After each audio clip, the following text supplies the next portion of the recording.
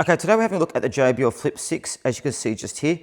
Now what I love about this is to start with the design. Doesn't that look beautiful? Now we're going to go into a bit more details about how it works. So let's take this off. Now I've also done the JBL Charge 5 before and also the JBL Extreme 4. So very excited for this speaker. Now have a look, here is the instructions. So there's a USB-C cable and also the instructions how to use. Always pretty standard with JBL.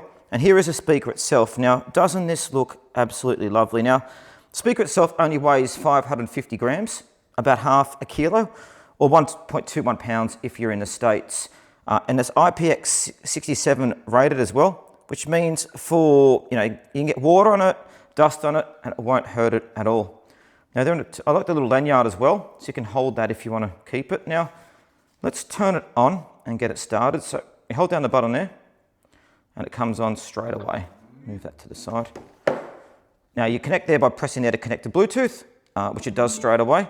You've got the USB-C charging cable just there. Now on the front, obviously you've got the JBL. On the front there, you've got the JBL logo as well. Now these watts are 30 watt speakers, and they've got sound that comes out of both sides. So you've got the radiators either side there.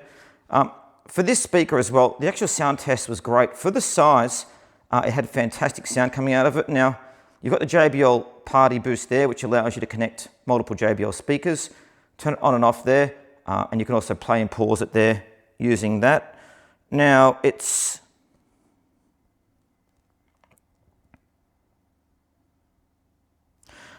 gives you 12 hours of battery life on a single charge. And as I said,